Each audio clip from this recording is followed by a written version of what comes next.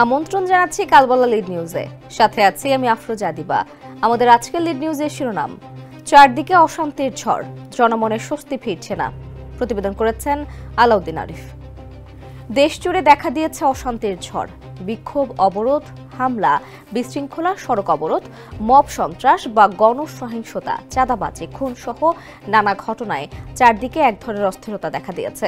রাজবাড়ীতে নুরাল পাগলার দরবারে হামলার পর লাশ উঠিয়ে নিয়ে পোড়ানোর ঘটনায় জনমনে মারাত্মক দাগ কেটেছে।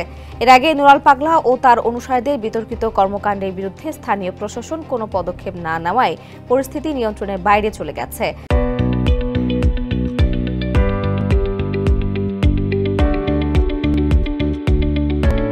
হাটহাজারীতে মাদ্রাসা নিয়ে সামাজিক যোগাযোগ মাধ্যমে ইঙ্গিতপূর্ণ পোস্ট দেওয়াকে কেন্দ্র করে বিক্ষোভ, সড়ক অবরোধের এক পর্যায়ে প্রশাসন ১৪৪ ধারা জারি করেছে। টাঙ্গাইলে কৃষক শ্রমিক জনতা লীগ সভাপতি কাদের সিদ্দিকীর বাড়িতে হামলা ও পরবর্তী সময়ে ১৪৪ ধারা জারি সহ অস্থিরতা বিরাজ করছে। রাজধানী ঢাকা সহ দেশের বিভিন্ন স্থানে জাতীয় পার্টির কার্যালয়ে হামলা, ভাঙচুর ও অগ্নিসংযোগের ঘটনা চলছে। চট্টগ্রাম বিশ্ববিদ্যালয়, বাংলাদেশ প্রকৌশল বিশ্ববিদ্যালয় সহ বিভিন্ন বিশ্ববিদ্যালয়ে আন্দোলন হয়েছে এবং চলছে। ভোলায় এক মসজিদের খতিবকে ধারালো অস্ত্র দিয়ে কুপিয়ে হত্যা করা হয়েছে। রাজধানী ঢাকা সহ দেশের বিভিন্ন স্থানে ঝটিকা মিছিল বের করে আতঙ্ক ছড়াচ্ছে কার্যক্রম নিষিদ্ধ সংগঠন আওয়ামী লীগ ও তাদের দোসররা। এছাড়া গত 2 দিনে বগুড়ায় পেট্রোল পাম্পের অফিস থেকে কর্মকর্তার গলা কাটা লাশ, বরগুনায় নিজ ঘরে স্ত্রীর গলা কাটা ও স্বামীর ঝুলন্ত লাশ, কেরানীগঞ্জে মায়ের বেডরুম থেকে শিশু সন্তানের লাশ উদ্ধার, পাবনায় টেটাবিদ্ধ করে যুবককে হত্যা, কুড়িগ্রামে প্রতিবেশীর সেপটিক ট্যাঙ্কে শিশুর লাশ উদ্ধার, সাতকানিয়ায় প্রতিবেশীর হামলায় এক ব্যক্তি খুন, পটুয়াখালীর বাউফলে শিশুর হাত পা ও মাথাবিহীন লাশ উদ্ধার, নওগাঁয় 5ম শ্রেণীর শিশুর লাশ উদ্ধার সহ নানা অপরাধ ও সহিংসতার খবর পাওয়া গেছে। এর বাইরে গত কয়েকদিন থেকে সংসদীয় আসন পুনর্বহাল সহ বিভিন্ন দাবিতে আন্দোলন চলছে পাবনা, ব্রাহ্মণবাড়িয়া, বাগেরহাট, খুলনা সহ বিভিন্ন এলাকায়। বাগেরহাটে ডাকা হয়েছে 3 দিনের হরতাল। গতকাল মহাখালীতে তুচ্ছ ঘটনাকে কেন্দ্র করে সড়ক অবরোধ করেন পরিবহন শ্রমিকরা। মোহাম্মদপুরে প্রকাশ্যে ছিনতাই ও কিশোর গ্যাং কর্তৃক পুলিশ সদস্যদের উপর হামলা করা হয়। এছাড়া তুচ্ছ ঘটনা কেন্দ্র করে রাজধানীর মালিবাগে সোহাগ পরিবহনের পরিচালক আলী হাসান পলাশ তালুকদারের বাসা ও সোহাগ পরিবহনের 2টি কাউন্টারে হামলা চালায় সন্ত্রাসীরা। পরিস্থিতি পর্যবেক্ষণে দেখা যায় দেশের বিভিন্ন এলাকায় খুন, ধর্ষণ, চাঁদাবাজি, ডাকাতি, ছিনতাই, অপহরণ, চুরি, গণপিটুনি ও মব সন্ত্রাস নানা ঘটনায় দেশ জুড়ে তৈরি হয়েছে অশান্তি ও বিশৃঙ্খলা। সব মিলিয়ে নিরাপত্তাহীনতায় ভুগছে মানুষ। চারদিকে দেখা দিয়েছে অশান্তির ঝড়। জানা গেছে ক্রমাবনতিশীল আইন শৃঙ্খলা নিয়ে খোদ সরকারের মধ্যে উদ্বেগ ও উৎকণ্ঠা দেখা দিয়েছে। প্রধান উপদেষ্টার কার্যালয়ে বিভিন্ন গোয়েন্দা সংস্থার প্রধান সহ আইন প্রয়োগকারী সংস্থার প্রতিনিধিদের তলব করে নানা নির্দেশনা দেওয়া হয়েছে। সরকারের তরফ থেকে যে কোনো উপায়ে আইন শৃঙ্খলা রক্ষা, জনমনের স্বস্তি ও জননিরাপত্তা নিশ্চিত করতে বিভিন্ন নির্দেশনা দেওয়া হয়েছে। প্রয়োজনে এলাকা ভিত্তিক বিশেষ অভিযান, ব্লক রেইড ও চিরুনি অভিযান পরিচালনা করতে বলা হয়েছে। গোয়েন্দা কার্যক্রম জোরদার করারও নির্দেশ দেওয়া হয়েছে। সম্প্রতি উপদেষ্টা পরিষদের সভায়ও আইন শৃঙ্খলা রক্ষাকে সর্বোচ্চ গুরুত্ব দিয়ে কাজ করতে বিভিন্ন নির্দেশনা দেওয়া হয়েছে। চারদিকে অশান্তির ঝড় ও আইন শৃঙ্খলা পরিস্থিতির অবনতি হওয়ার কথা স্বীকার করেছেন স্বরাষ্ট্র উপদেষ্টা অবসরপ্রাপ্ত লেফটেন্যান্ট জেনারেল মোহাম্মদ জাহাঙ্গীর আলম চৌধুরী। তিনি বলেন, আইন শৃঙ্খলা পরিস্থিতি এতদিন যেমন ছিল তার চাইতে গত কয়েকদিনের ঘটনায় আমি বলবো যে একটুখানি খারাপের দিকে গেছে। তবে আমরা চেষ্টা করব এটি আগের অবস্থায় ফিরিয়ে আনতে। রাজবাড়ীর ঘটনা প্রসঙ্গে তিনি বলেন, ঘটনা তদন্ত চলছে এবং এ বিষয়ে বিস্তারিত জানার জন্য অপেক্ষা করতে হবে। এরই মধ্যে 5 জনকে আইনের আওতায় আনা হয়েছে এবং তাদের জিজ্ঞাসাবাদের মাধ্যমে ঘটনার পূর্ণাঙ্গ তথ্য জানা যাবে। দেশের অন্যান্য এলাকায় আইন শৃঙ্খলা অবনতির ঘটনায় পুলিশ ব্যবস্থা নিচ্ছে। অপরাধ বিজ্ঞানী ও নিরাপত্তা বিশ্লেষকরা বলছেন, পুলিশের পাশাপাশি ম্যাজিস্ট্রেসি পাওয়ার নিয়ে সশস্ত্র বাহিনী মাঠে থাকলেও পরিস্থিতির কাঙ্ক্ষিত উন্নতি হচ্ছে না। এত ক্ষমতা থাকার পরও কেন পরিস্থিতির উন্নতি হচ্ছে না তা নিয়ে প্রশ্ন তুলছেন সংশ্লিষ্টরা। তাদের মতে সন্ত্রাস, সহিংসতা ও অপরাধ দমনে পুলিশ কার্যত কঠোর ভূমিকা রাখতে না পারায় এমন পরিস্থিতি তৈরি হয়েছে। এমনকি জুলাই বিপ্লব পরবর্তী 1 বছরের বেশি সময় পার হলেও পুলিশ কাঙ্ক্ষিত মানের অপারেশনাল কার্যক্রম করতে পারছে না। এটাকে স্বরাষ্ট্র মন্ত্রণালয়ের দায়িত্বশীলদের ব্যর্থতাও বলছেন কেউ কেউ। পরিসংখ্যান বলছে, জননিরাপত্তা ও আইন শৃঙ্খলা রক্ষার মূল দায়িত্ব পালন করা খোদ পুলিশ সদস্যরাও বিভিন্ন স্থানে আক্রমণের লক্ষ্যবস্তু হয়েছেন।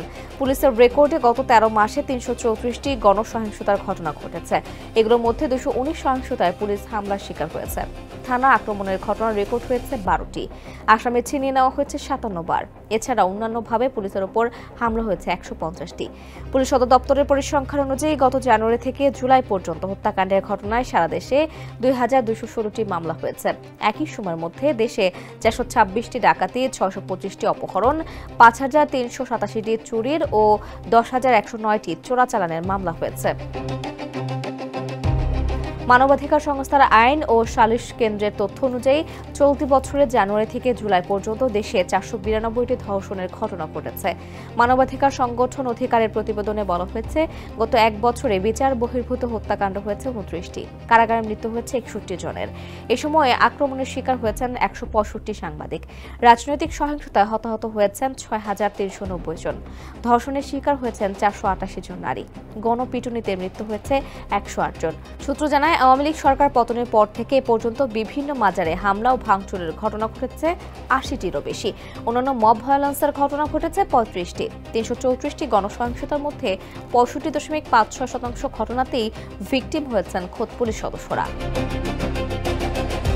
সশস্ত্র বাহিনীর হাতে ম্যাজিস্ট্রেসি পাওয়ার থাকার পরও আইন শৃঙ্খলার কাঙ্ক্ষিত উন্নতি হচ্ছে না এবং জনমনের স্বস্তি ফিরছে না কেন জানতে চাইলে বিশিষ্ট নিরাপত্তা বিশ্লেষক অবসরপ্রাপ্ত মেজর জেনারেল আনম মনিরুজ্জামান কালবালাকে বলেন, বিপ্লবোত্তর সময়ে এমন কিছু পরিস্থিতি সব দেশেই দেখা যায়।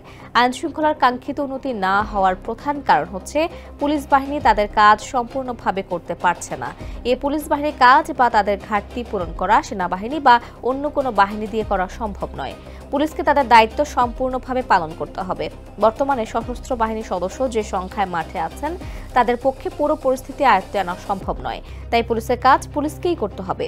তিনি আরো বলেন, এক বছরের বেশি সময় হয়ে গেছে, কিন্তু পুলিশ বাহিনী তাদের অপারেশনাল কার্যক্রম সঠিকভাবে পরিচালনা করতে পারছে না। আমি বলবো, স্বরাষ্ট্র মন্ত্রণালয়ের দায়িত্বে যারা আছেন, এটা তাদের একটা ব্যর্থতা।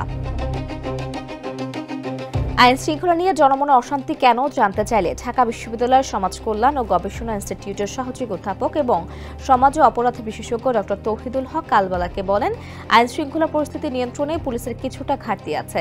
সেটাকে সুযোগ হিসেবে নিয়ে নানাভাবে মব, সহিংসতা, চাঁদাবাজি, সংঘাত, সহিংসতা সহ নানা অপরাধ ঘটনা হচ্ছে। আইন প্রয়োগকারী সংস্থা সঠিকভাবে তাদের দায়িত্ব পালন করতে পারছে না। অনেক ক্ষেত্রে একটি বিশেষ দলের সন্ত্রাসী কর্মকাণ্ড দমন করতে পারছে না পুলিশ। তারা যখন লোক দেখে রাজনৈতিক বিচার বিবেচনায় আইন প্রয়োগ করা হবে, তখন অপরাধীরা সেটা বড় সুযোগ হিসেবে নেয়।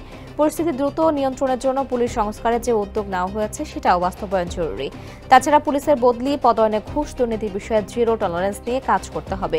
পরিস্থিতি নিয়ন্ত্রণে পুলিশকে সক্ষম করে তুলতে হবে। সঠিক পুলিশ কার্যক্রমের মাধ্যমে জননিরাপত্তা ফিরিয়ে আনা সম্ভব। জননিরাপত্তা তৈরি হলে জনমনে স্বস্তি ও শান্তি ফিরে আসবে। এদিকে প্রধান উপদেষ্টার প্রেস সচিব শফিকুল আলম গতকাল বলেছেন, উপদেষ্টা মণ্ডলীর সাম্প্রতিক বৈঠক থেকে স্থানীয় প্রশাসনকে সব পরিস্থিতি মোকাবেলায় আরও সক্রিয়ভাবে কাজ করার নির্দেশনা দেওয়া হয়েছে। ঝটিকা মিছিল ও বেআইনি সমাবেশের বিরুদ্ধে কঠোর আইনি ব্যবস্থা নিতে বলা হয়েছে। ধর্মীয় সহিংসতা রোধে ধর্ম মন্ত্রণালয়কে নির্দেশ দেওয়া হয়েছে সব ধর্মীয় নেতাদের সঙ্গে সমন্বয় রক্ষা করতে, যাতে সাম্প্রদায়িক সম্প্রীতি বজায় থাকে। তিনি আরও বলেন, পরাজিত শক্তি বেপরোয়া হয়ে সার্বিক শান্তি শৃঙ্খলা বিনষ্ট করতে চেষ্টা করছে। তাই নিরাপত্তা বাহিনীর মধ্যে পারস্পরিক যোগাযোগ ও সহযোগিতা বাড়ানোরও নির্দেশ দেওয়া হয়েছে।